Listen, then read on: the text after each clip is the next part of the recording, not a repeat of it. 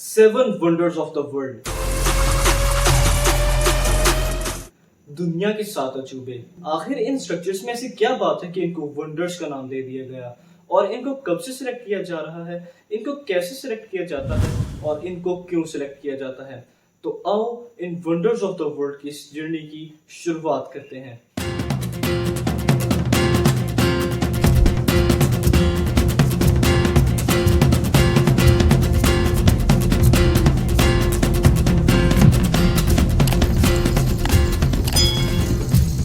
दोस्तों, दुनिया की सबसे हैरानकुन स्ट्रक्चर्स को लिस्ट की शक्ल देने की शुरुआत उस टाइम पीरियड में हुई जब अलेक्जेंडर द ग्रेट की फतूहात के बाद ग्रीक ट्रैवलर्स ने अपने कनेक्शंस पर्शियन, इजिप्शियन और बेबीलोनियन सिविलाइजेशन से बनाए। इनकी अनबिलीवेबल कंस्ट्रक्शंस ने ग्रीक वर्ल्ड के लोगों पर बहुत गहरा असर डाला। इनिशियली ग्रीक्स ने इन वंडर्स को वंडर नहीं बल्कि थीमाटा के नाम से बुलाया, जिसका मतलब था साइट्स और थिंग्स टू बी सीन, यानी मंजर या नज़ारा। और बाद में थौमाटा का नाम इस्तेमाल किया गया, जिसका मतलब था वंडर यानी अजूबा, जो कि आज तक इस्तेमाल किया जा रहा है। फ्रेंड्स, ये सब लिस्ट एंशिएंट वर्ल्ड के टूर गाइड की तरह काम करती हैं और इसमें सबसे दिलचस्प बात यह है कि जितने भी स्ट्रक्चर्स इन लिस्ट में बताए गए हैं वो सिर्फ 60 साल तक ही कायम रह सके, क्योंकि कोलोसस ऑफ रोड्स जो कि साल 280 बीसी में कंप्लीट हुआ था वो इसके जस्ट 55 इयर्स बाद ही एक अर्थक्वेक की वजह से तबाह हो गया। बट फिर भी इन स्ट्रक्चर्स को स्पेसिफिकली 7 वंडर समझने का तस्वुर आज से 2000 साल से भी ज्यादा पुराना है। देखो दोस्तों, ये 7 वंडर्स का सिलसिला बहुत पुराना और लंबा है, क्योंकि इसमें बहुत से चेंजेस वाक़या हुए हैं। तो हम बात करेंगे 2 लिस्ट के बारे में जो कि आज के टाइम में सबसे ज्यादा मशहूर हैं, जिनमें शामिल है the 7 wonders of the ancient world, जिसको मुख्तलिफ ग्रीक हिस्टोरियंस और पोइट्स ने अरेंज किया था, और the new 7 wonders of the world, जो कि सबसे ज्यादा इम्पोर्टेंट है और इसके बारे में हम लास्ट में बात करेंगे। फ्रेंड्स, एंशिएंट वर्ल्ड के वंडर्स की लिस्ट में सबसे पहला नंबर है the great pyramids of Giza का, और लिटरली ये इस फर्स्ट पोजीशन को डिजर्व भी करते हैं, क्योंकि आज से ऑलमोस्ट 4500 साल पुराना होने के बाद भी ये अपने पैरों पर खड़े हैं। इस पिरामिड को फेरो खुफू के टॉम के तौर पर बनाया गया था ताकि उसको वहां दफन किया जा सके, लेकिन ये ख्याल किया जाता था पहले, क्योंकि रिसेंटली कुछ इटालियन और स्कॉटिश रिसर्चर्स की टीम ने क्लेम किया है कि इन पिरामिड्स को खुफू के लिए नहीं बल्कि उस टाइम पर एनर्जी जनरेट करने के लिए बनाया जाता था। और लिटरली कुछ लोग तो ये भी बिलीव करते हैं कि इन पिरामिड्स को इंसानों ने नहीं बल्कि एलियंस ने बनाया था, क्योंकि जिस तरह ये पिरामिड्स हजारों सालों से कायम है, इस बात में कुछ खास शक किया भी नहीं जा सकता। और पिरामिड्स का इस लिस्ट में ऐड होने का मतलब ये है कि सच में इंसानों ने अपनी सिविलाइजेशन से हजारों साल पुरानी अचीवमेंट्स को भी तस्लीम किया था।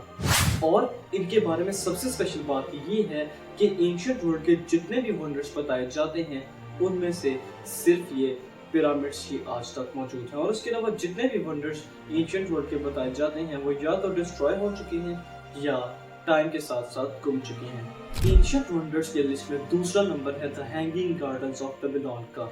ये तो नाम से ही बहुत ज्यादा इंटरेस्टिंग है कि जैसे एक गार्डन को किसी चीज के साथ हैंग किया हो, लेकिन ये एक्चुअली में कुछ ऐसे नहीं बल्कि ऐसे दिखते थे।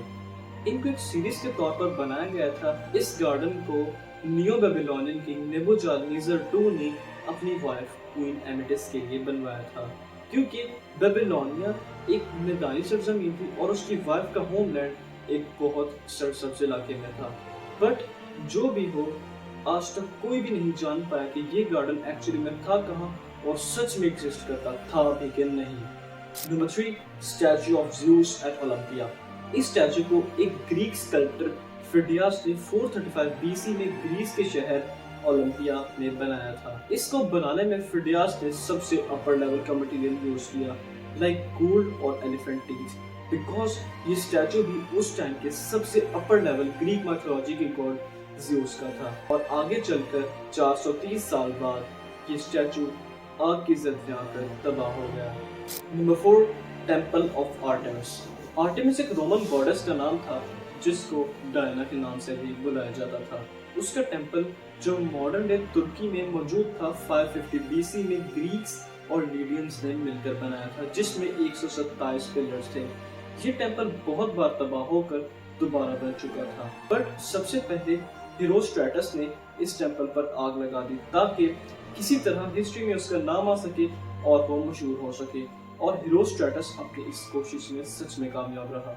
नंबर 5 पर है मौसोलियम, जो कि मॉडर्न डे तुर्की में मौजूद था, और छठे नंबर पर मौजूद है कोलोसस ऑफ रॉड्स, जो कि एक ब्रॉन्ज स्टैचू था हीलियोस का, जो कि उस टाइम पर गॉड ऑफ सन माना जाता था। और नंबर 7 पर है लाइट हाउस ऑफ अलेक्जेंड्रिया, जो कि जस्ट एक लाइट हाउस ही था, लेकिन अपने टाइम का सबसे फेमस लाइट हाउस, जिसकी हाइट अप्रोक्सीमेटली 380 फीट थी। ये इतनी लाइट प्रोजेक्ट करता था जिसको 35 माइल्स मींस 56 किलोमीटर की दूरी से भी देखा जा सकता था, जो कि उस टाइम के हिसाब से सच में अनबिलीवेबल था। Now let's talk about the new 7 wonders of the world. देखो, अब न्यू वर्ड से ऐसा मत समझना कि इस लिस्ट में कुछ इस टाइप के स्ट्रक्चर्स होंगे, बल्कि इसमें भी एंशिएंट स्ट्रक्चर्स ही मौजूद हैं, बट उनको न्यू यानी आजकल के लोगों ने वोटिंग करके सेलेक्ट किया है। अब आपके दिमाग में कुछ सवाल आ रहे होंगे कि आपको इस वोटिंग का क्यों नहीं पता और क्या आप इस वोटिंग में हिस्सा ले सकते हो? तो इसका जवाब है कि नहीं। और आपको क्यों नहीं पता? क्योंकि ये वोटिंग साल 2001 में शुरू हुई थी, जिसमें 200 एग्जिस्टिंग मॉन्यूमेंट्स को ऐड किया गया था। ये एक टेलीफोन और वेब बेस्ड वोटिंग थी, जिसमें कोई भी पार्टिसिपेट कर सकता था। और 6 साल मुसलसल ये वोटिंग चलने के बाद जो the new 7 wonders of the world सामने आए, उनमें पहला नंबर था the great wall of China का, जिसको दीवार चीन भी कहा जाता है।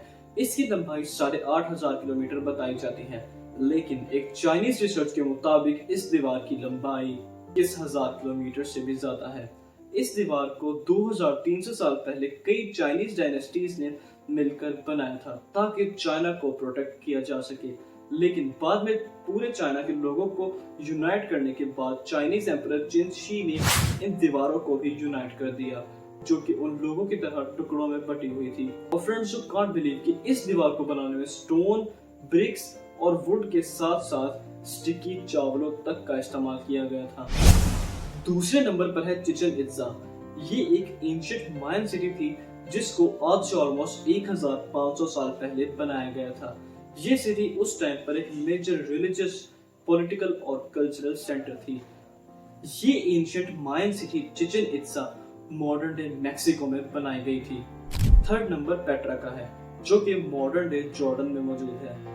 ये सिटी बहुत फेमस है अपने इस रॉक कट आर्किटेक्चर की वजह से आज के टाइम में, लेकिन उस टाइम पर ये सिटी एक बहुत फेमस ट्रेड रूट था अरेबिया और इजिप्ट के दरमियान में। ऑल्सो पेट्रा सिटी बहुत लंबे अरसे के लिए नबातायद एम्पायर का कैपिटल भी रहा था।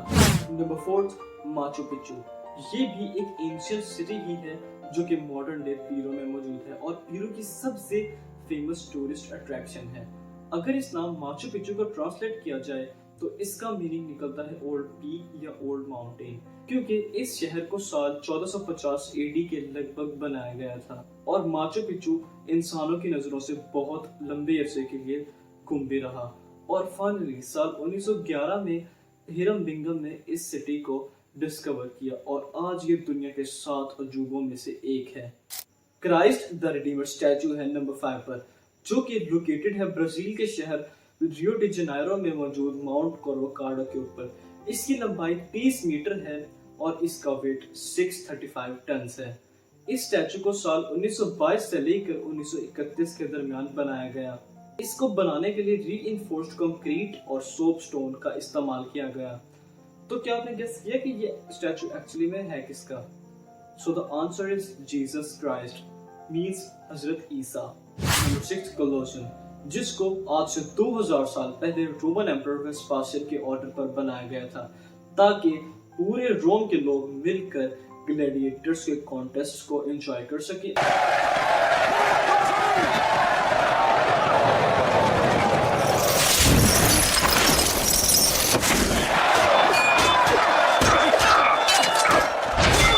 और एनिमल हंट्स को देख सके।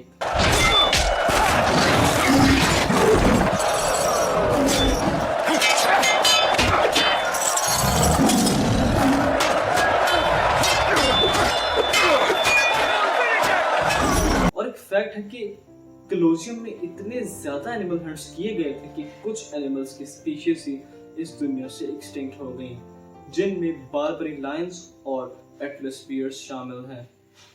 कलोजियम का ये हिस्सा जो आज मिसिंग है, इसको रोमर्स ने अपनी अगली कंस्ट्रक्शंस के लिए इस्तेमाल किया था और बाकी एक अर्थक्वेक की जद में आ गया। By the way, Colosseum modern day Italy के शहर रोम में मौजूद है। नंबर 7 पर है इंडिया के शहर आगरा में मौजूद ये ताजमहल, जो कि मुगल आर्किटेक्चर की फाइनेस्ट एग्जाम्पल है। सच में एक बार ताजमहल को देखकर इंसान ताजमहल में ही खो जाता है, जिसको बनाने में 22 साल का अरसा लगा था। इसको मुगल एम्परर शाहजहां ने अपनी वाइफ मुमताज महल की याद में बनाया था। और ताजमहल दिन में लिटरली 4 बार अपना कलर चेंज करता है, क्योंकि इसके ऊपर जो मार्बल यूज किया गया है वो अलग अलग लाइटिंग कंडीशंस में अलग अलग शेड्स रिफ्लेक्ट करता है। और उस टाइम पर इस अजूबे को बनाने में 3.2 करोड़ रुपीस का खर्चा था, जिसको अगर साल 2015 में बनाया जाता तो उसकी कॉस्ट आती 53 बिलियन रुपीस। जिसको अगर साल 2015 में बनाया जाता तो उसकी कॉस्ट आती 53 बिलियन रुपीस। फ्रेंड्स, अगर आप दुनिया के वंडर्स की लिस्ट तैयार करो तो आप उसमें कौन कौन से मॉन्यूमेंट्स को ऐड करोगे? Let me know in the comments. मुझे उम्मीद है कि आपको मेरी वीडियो बहुत पसंद आई होगी, तो जल्दी से चैनल को सब्सक्राइब करो और बाकी सोशल मीडिया प्लेटफॉर्म्स पर मुझे फॉलो करना मत भूलना। और सामने स्क्रीन पर जो वीडियो आएगी उसे जरूर देखना और मैं आपको वहीं मिलूंगा।